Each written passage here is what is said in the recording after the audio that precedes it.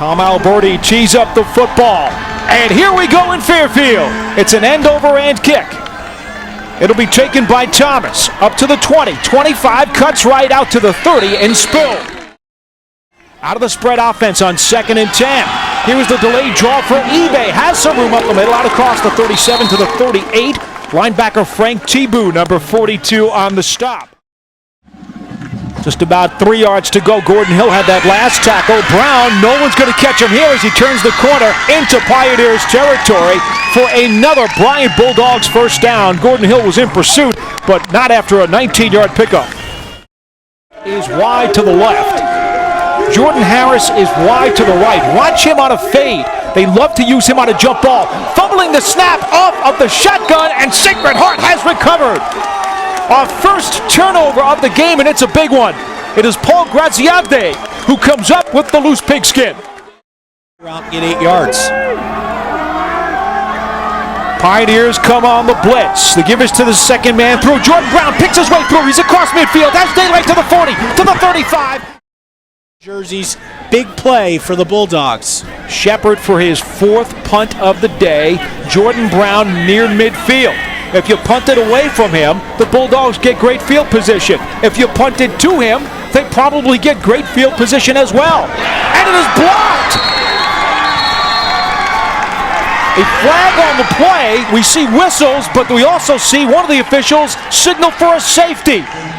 Matthew Hunt was the man who broke through, and the Bulldogs have a 2-0 lead. Bulldogs near their own 25. So Bryant draws first blood on a blocked punt. The kick will be fielded by Woodson on the fly to the 35-40. Cuts left, out to the 46, breaks the tackle across midfield to the 45, to the 40, and then hammered out of bounds. Thanks, John. And we are told that Alberti has range of about 42 yards. The problem is he can't kick it very straight. The one miss he has this year is from 24. On 3rd down and 6, back to throw. Cross into the end zone, touchdown! Matt Tracy catches his 2nd TD pass of the season, and Bryant jumps on top, 8-0. Blood's flowing.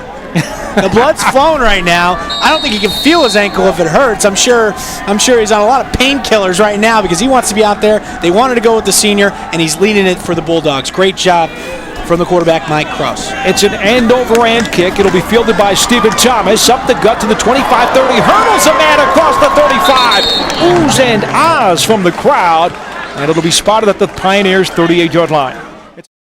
Shifty, so strong, gets upfield. Number 31, Max Machado, coming up from the secondary to help on the hit. 2nd down and 3. Here is Moore, the converted wide receiver, who shows that he can run the ball as well. Cuts it back inside the 30, and the Pioneers are on the move. Quarterback has Pat Casey, number 47, flanked to his right. eBay in the backfield on the play-action pass. It goes to Casey, and another Pioneers first down, spilled inside the 10. Rogers to attempt the field goal. This one will be from 29 yards out. JoJo Jamil to hold. Justin Sexton with the snap, and the kick is good. So Rogers, a redshirt freshman, connects on his first attempt of the season, and the Pioneers are on the board, trailing 9-3. Couldn't grab it. That would have been a big first down. Might have had one of his eyes on Max Machado, who was looking to come up and make a late hit. Here is Shepard for his 5th punt of the day, and the lefty gets it off. Here's Brown off the line drive. That is always a dangerous play. So Brown cuts it to the right side. He's into Pioneer territory to the 40, 35, 30, to the 25, and he's going to go all the way for a touchdown. Jordan Brown with his 3rd punt return for a touchdown of his career, and it's a 15-3 Bryant Bulldogs lead. This one goes for 52 yards. To kick this punt from Robert Shepard. Do you think they'll kick it to him? It's a high snap, and he's not going to be able to get it off. Shepard is going to run and get tackled deep in Pioneer territory. Central Connecticut State, they're running around on all levels. They're doing a fantastic job in all 3 phases. Robert Morris getting beaten up early by Dayton.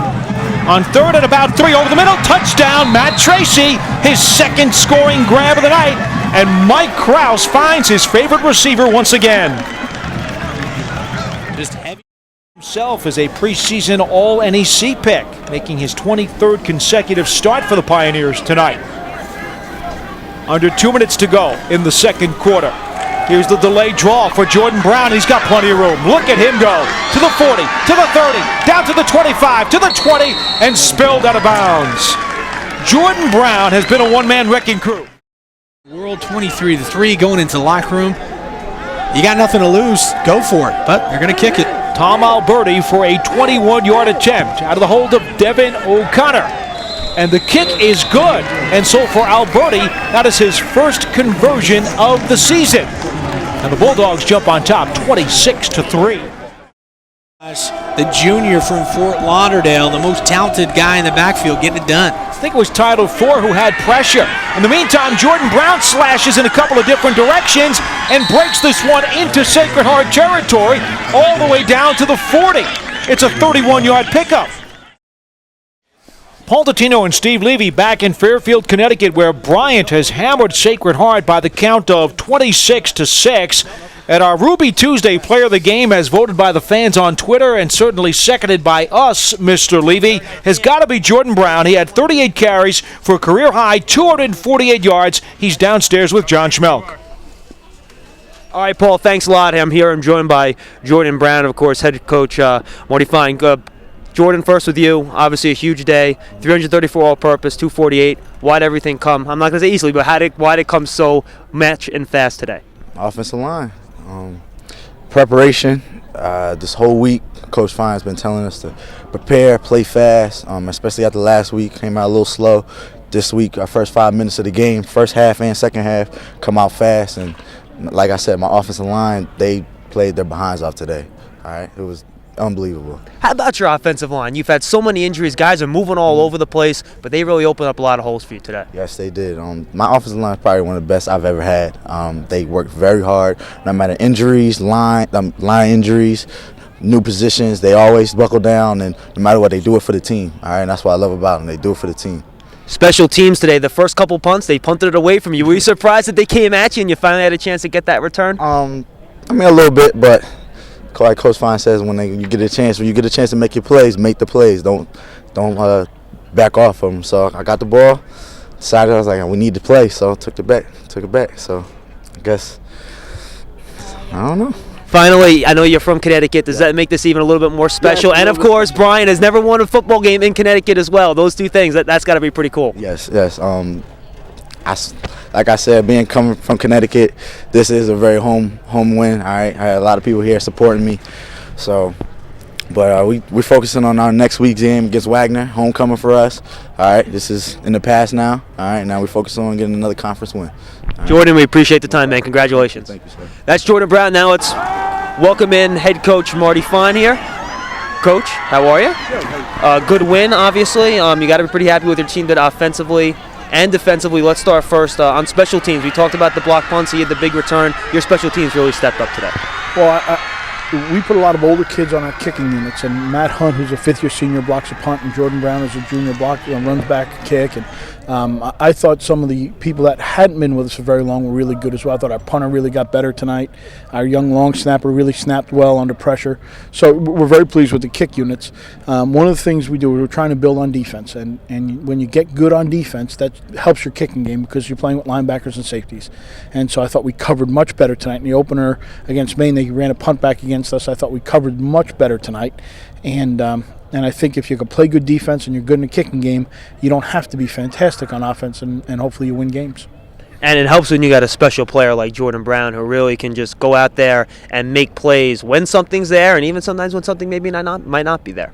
Well, Jordan is a special player, but more than that, he's a special young man. I've known him since he was in junior high school. And he and his family are as nice a group of folks as you've ever met, and he's the kindest young fellow we've ever had in the program. And when you combine that with awfully good ability, he's a wonderful young fellow to be around. Is this a win that you can use to build for your team as you move forward? You've had a lot of injuries in the offseason. Can you kind of use this to move forward, give you guys a little bit more confidence moving ahead? Well, confidence comes and goes. It's kind of like in baseball. You know, you're only as good as the next pitcher. For us, we're only as good as we're going to play in the future.